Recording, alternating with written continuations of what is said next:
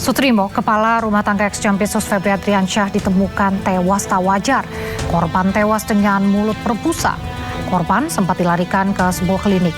Korban juga sempat ke rumah sakit Muhammadiyah di Taman Puring Kebayoran Baru dan dinyatakan telah meninggal dunia. Dikabarkan Sutrimo sempat menelpon saudaranya dan mengeluhkan sakit di bagian lambung. Almarhum Sutrimo dibawa ke kampung halamannya untuk dimakamkan.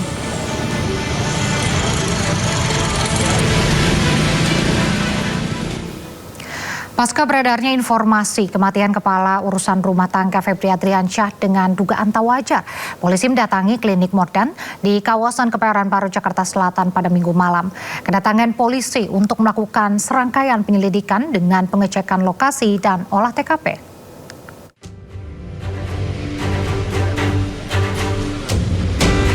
Tim Inafis Polda Metro Jaya mendatangi klinik modern di kawasan Kebayoran Baru, Jakarta Selatan. Lokasi meninggalnya Sutrimo, kepala urusan rumah tangga mantan Jampitsus Febri Adriansyah. Para penyidik kepolisian melakukan serangkaian penyelidikan di lokasi dengan melakukan olah tempat kejadian perkara. Penyidik kepolisian membawa beberapa alat pendukung termasuk memasang garis polisi di sekitar lokasi. Polisi membawa 1 unit sepeda motor yang berada di lokasi dan diduga milik almarhum Sutrimo. Ibu pernah nggak bisa main pingsan itu? Nggak tahu. Tapi pernah lihat di sekitaran Saya nggak ngerti, saya pikir ini rumah kosong, jadi saya pikir orang lewat yang pingsan. Rumah kosong, jadi saya nggak tahu. Bu, ini kosongnya udah berapa lama ya, Bu? Ya, udah lama lah. Tapi penunggunya siapa saya juga nggak tahu. Oh, tapi ada yang nunggu. Hingga saat ini, belum ada keterangan resmi dari kepolisian terkait peristiwa ini. Dari Jakarta, Helmi Sajangbati, iNews melaporkan. Pemirsa, peristiwa meninggal dunia kepala urusan rumah tangga ex-Jampitsus mengundang misteri. Pasalnya, peristiwa ini terjadi pasca pemeriksaan terhadap Febri Adriansyah.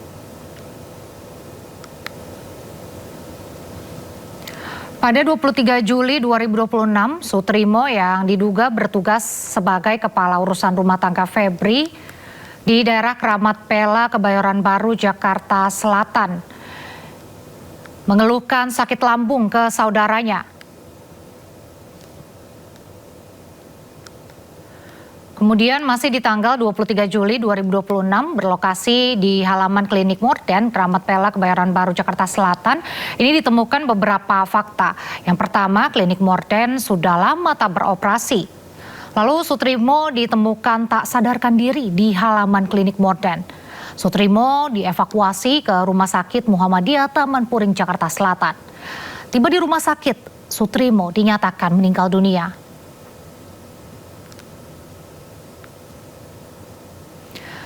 Lalu pada tanggal 24 Juli 2026, penyidik Kejaksaan Agung menetapkan Febri Adriansyah sebagai tersangka dalam kasus dugaan TPPU. Febri diperiksa selama kurang lebih 10 jam di Gedung Utama Kejaksaan Agung. Febri tak mengenakan rompi tahanan. Febri ditahan di rutan KPK.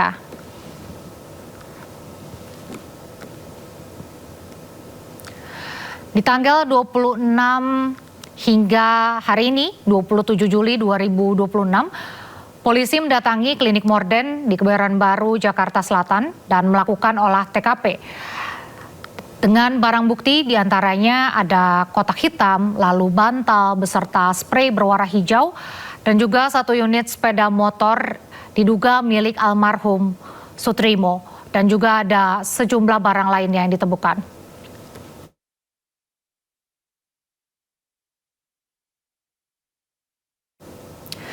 Sebelumnya, pemirsa, sejumlah tersangka korupsi langsung ditahan Kejaksaan Agung pada malam hari.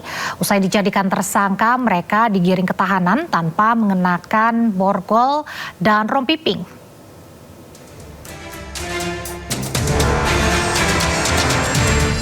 Mantan Jampitsus Kejagung Febri Adriansyah tidak mengenakan borgol dan rompi merah muda saat hendak diangkut dengan mobil tahanan ke rutan KPK. Alasannya, proses penahanan dilakukan terburu-buru dan sudah larut malam. Hal ini menuai tanggapan dari anggota Komisi 3 DPR Abdullah. Ia menilai hal ini memunculkan persepsi ketidakadilan dan melukai rasa keadilan.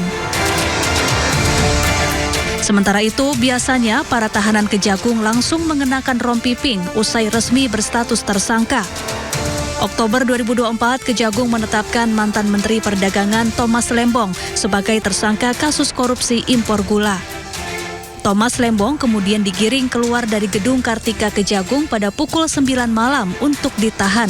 Tak lupa, ia mengenakan rompi tahanan Kejagung berwarna merah muda. Kejaksaan Agung menetapkan pengusaha sekaligus suami aktris Sandra Dewi, Harvey Muiz, sebagai tersangka kasus korupsi Tata Niaga Timah pada Maret 2024. Usai resmi berstatus tersangka, Harvey Muiz langsung ditahan.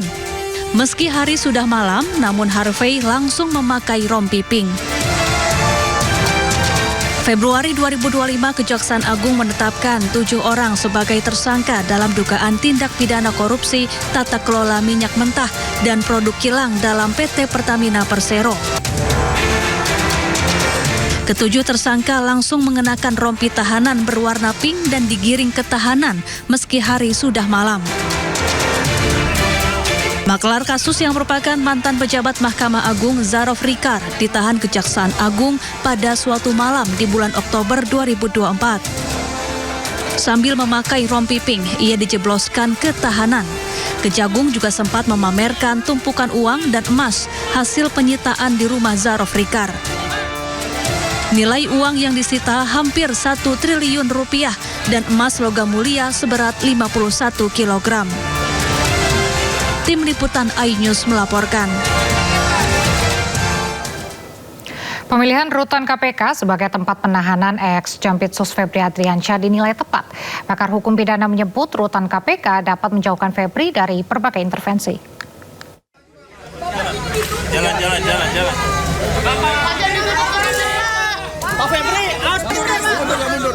Setelah 10 jam jalani pemeriksaan, tim 9 Kejagung menetapkan mantan Jampitsus Febri Adriansyah sebagai tersangka korupsi dan tindak pidana pencucian uang. Tanpa menunggu esok, Kejagung langsung menahan Febri di rumah tahanan Gedung Merah Putih KPK. Jaksa Agung Muda Bidang Pengawasan Rudi Margono beralasan Febri sengaja ditahan di rutan KPK demi memberikan perlindungan dan keselamatan bagi mantan jaksanya itu. Kami memandang perlu untuk pelindungan yang bersangkutan juga, untuk proses akuntabilitas, transparansi, dan kita sinergi dengan KPK juga oleh karenanya untuk menjamin proses kedepannya dan yang bersangkutan mohon maaf mungkin lebih nyaman karena yang bersangkutan banyak menangani kasus besar. Keputusan tim 9 Kejagung menahan Febri di rutan KPK dinilai tepat. Ahli hukum pidana menyebut dengan ditahan di KPK, Febri dapat terbebas dari potensi intervensi, baik dari intervensi kekuasaan maupun intervensi uang. Sudah tepat ya penahanan tersangka FA itu di KPK ya, karena KPK tempatnya netral ya. Kemungkinan diintervensi oleh pihak-pihak lain ya, intervensi itu bisa banyak macamnya ya, bisa intervensi kekuasaan, bisa juga intervensi uang gitu. Akan tidak bisa dilakukan di KPK ya, karena betul-betul terkontrol ya, artinya diawasi gitu. Sementara itu, sebagai pemilik rutan, KPK menyebut penahanan Febri sepenuhnya menjadi kewenangan penyidik Kejagung. KPK hanya menjadikan tempat untuk 20 hari ke depan. Adapun terkait dengan penahanan terhadap tersangka saudara FA merupakan sepenuhnya kewenangan penyidik di Kejaksaan Agung. Ex-Jampitsus Febri Adriansyah dihantam 3 mega korupsi, dari manipulasi pasokan batu bara untuk PT PLN, korupsi di PT Asabri, hingga pemerasan saksi dalam kasus di PT Krakatau Steel. Kejagung menjeratnya dengan dugaan tindak pidana pencucian uang. Tim Liputan iNews melaporkan. Peri Warjo resmi mengundurkan diri dari jabatan Gubernur Bank Indonesia. Informasi selengkapnya usai jeda, tetaplah di Sindo Sore.